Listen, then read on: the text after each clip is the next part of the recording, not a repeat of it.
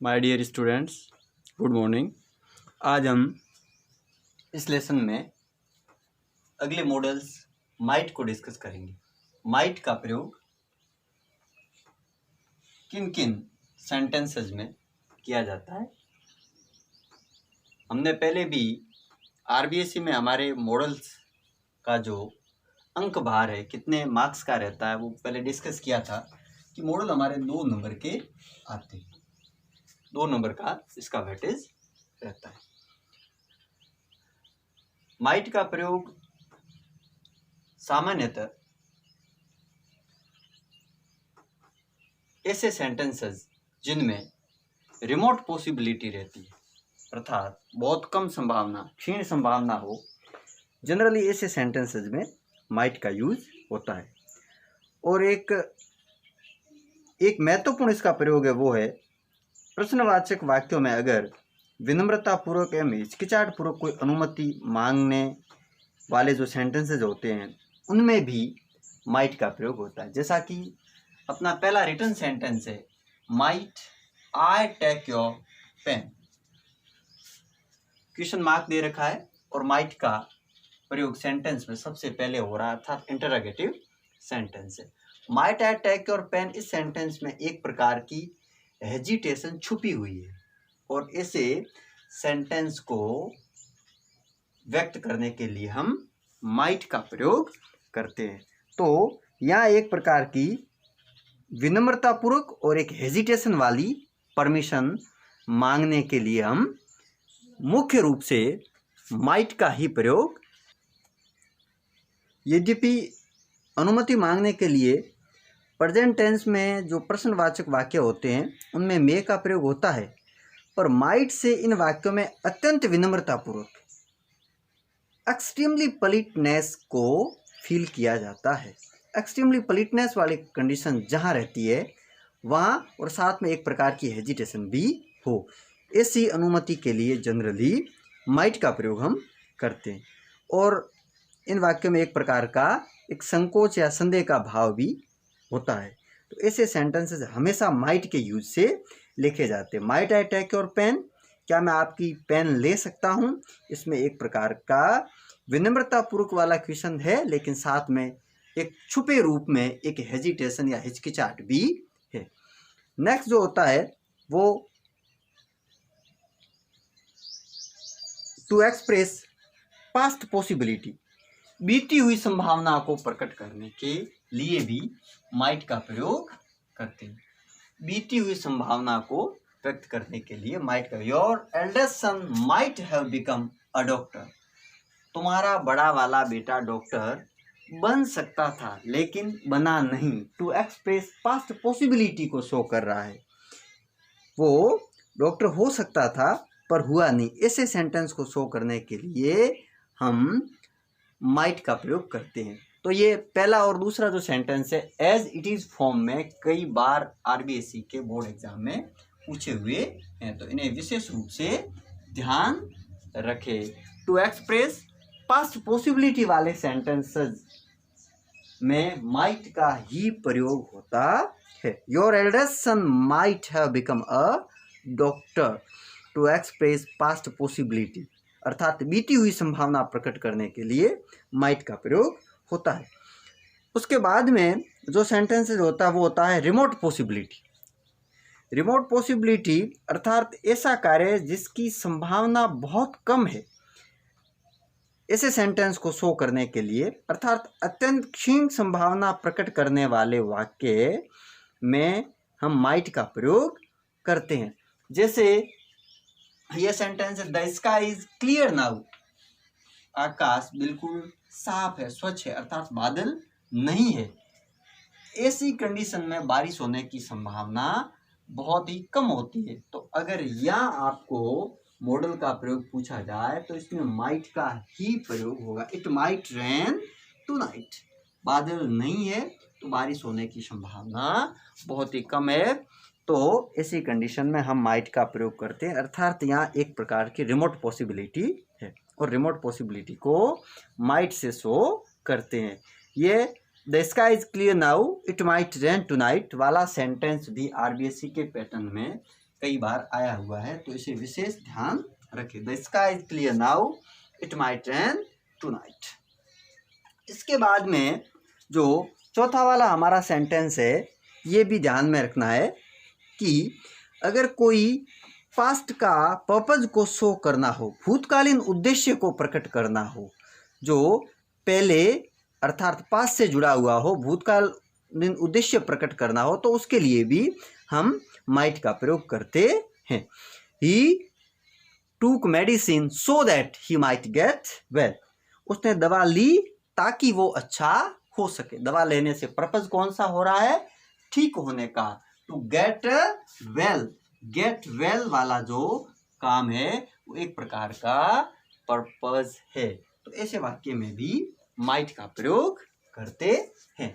ऊपर वाले 3 सेंटेंस तो बहुत ज़्यादा इंपॉर्टेंट है। चौथा वाला भी कभी कभार एग्जाम में पूछा जाता है, पर 3 को विशेष रूप से ध्यान रखें। इनमें से रिपीट होकर के ही फ्रीक्वेंटली हमारे आरबीएससी के एग्जाम में पूछा जाता है, तो इन्हें थोड़ा अच्छी तरीके से दिमाग में रखें। Might I take your pen, your eldest son might have become a doctor, the sky is clear now, it might rain tonight वाले सेंटेंसेस अच्छी तरीके से आप रिवाइज करके इन्हें मेमोराइज कर दे, याद कर ले, ताकि एग्ज़ाम में हम इन्हें अच्छी तरीके से कंफर्मली फिलअप कर सके। और जनरल वे में ये कॉन्सेप्ट भी आपके दिमाग में होनी चाहिए।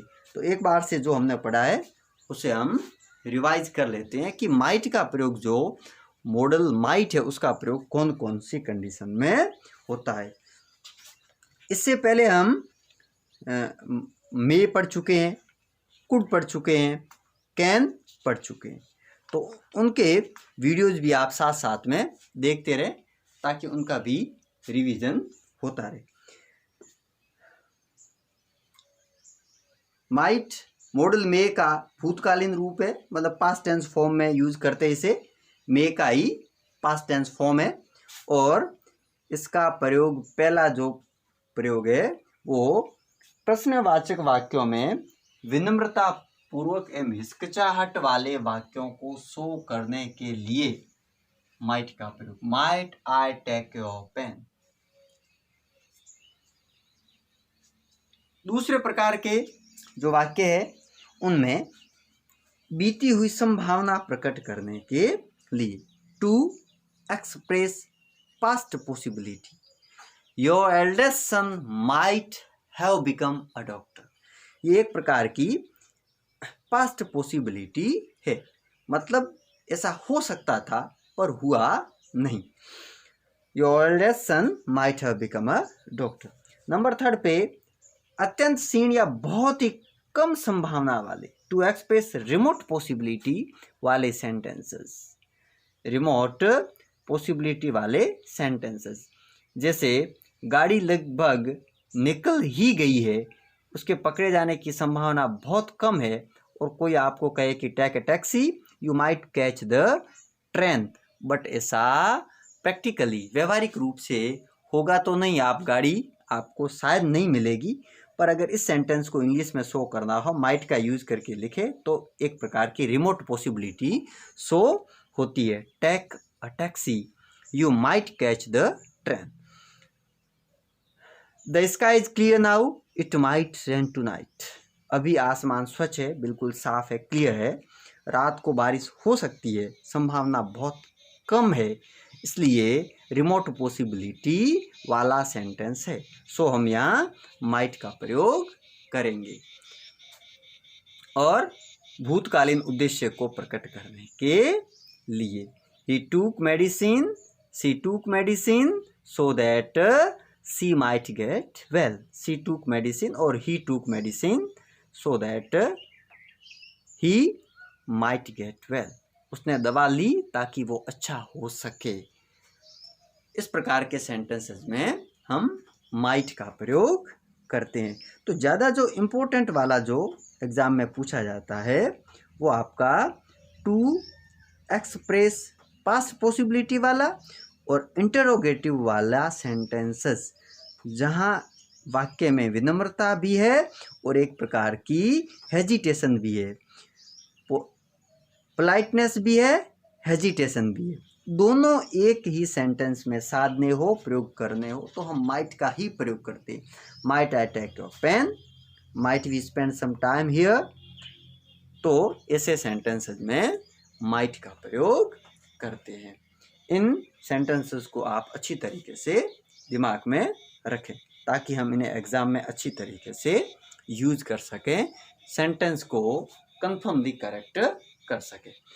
इसके साथ साथ जो पहले हमने मॉडल जो पढ़े हैं उन्हें आप अच्छी तरीके से रिवाइज करते रहे। और इसकी जो एक्सरसाइज हमारी जो बुक है आरबीएससी की जो बुक है उसमें दी हुई है, तो आप साथ साथ में एक्सरसाइज सॉल्व करते रहे। हमारी इंग्लिश की फर्स्ट बुक जो गोल्डन रेज है पहले से जो चल रही है, कुछ एक स्टूडेंट्स के दिमाग में ये है कि सिलेबस काफ़ी क्लासेस का बदला है, लेकिन हमारे 10th का सिलेबस वही है और फर्स्ट बुक उसमें गोल्डन रेज को ही स्थान मिला है, वही बुक है गोल्डन रेज है। तो आप उस बुक से अच्छी एक्सरसाइज करें और मार्केट से काफ़ी स्टूडेंट्स ने खरीद ली है और नहीं भी ली है तो ले ले, और पुरानी भी है तो चलेगी। तो इसमें एक्सरसाइज जो दे रखी है बुक के हमारे जो लास्ट में इसकी कंप्लीटली सारे जो ग्रामर का हमारा जो पोर्शन है उसकी एक्सरसाइज दी हुई है। आप अच्छे से उनको सॉल्व करते रहे ताकि घूम फिरा के क्वेश्चन उन्हीं में से ही एग्ज़ाम में पूछे जाते हैं। इनको साथ साथ में रिवाइज करें। हमने जब भी वीडियोज़ की टेंसेस से शुरुआत करी थी, टेंसेस से हमने वीडियोज़ शुरू किए थे, टेंसेस पढ़े, डाट एंड डाट पढ़े, अब हम मॉडल पढ़ रहे हैं और इन्हें आप सीक्वेंस से पढ़ते रहे ताकि आपके दिमाग में अच्छे से आ सके।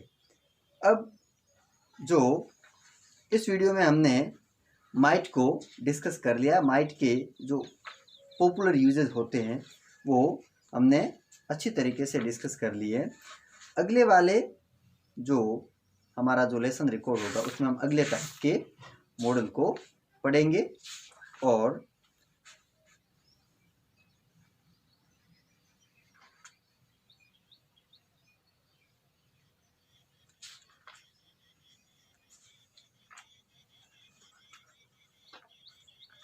बुक्स में जो हमारी गोल्डन रेज है इसमें आपके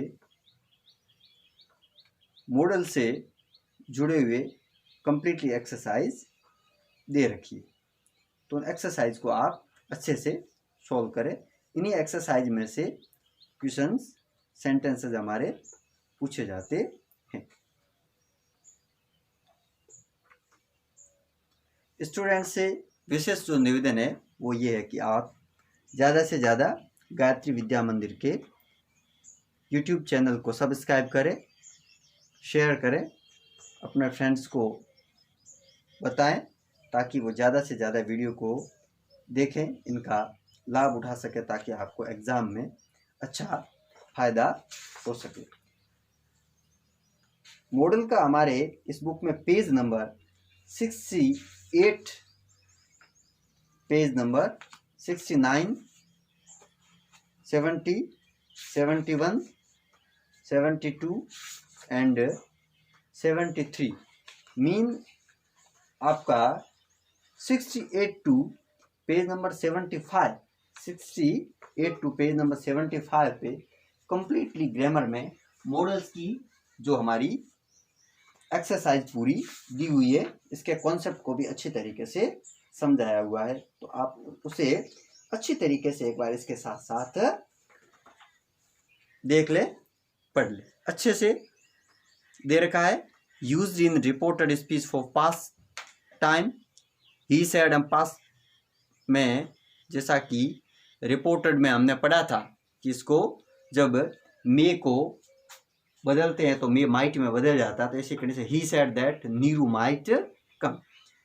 दूसरा वाला use to express possibility that is similar to may, but its use indicates the greater sense of doubt about this possibility than may.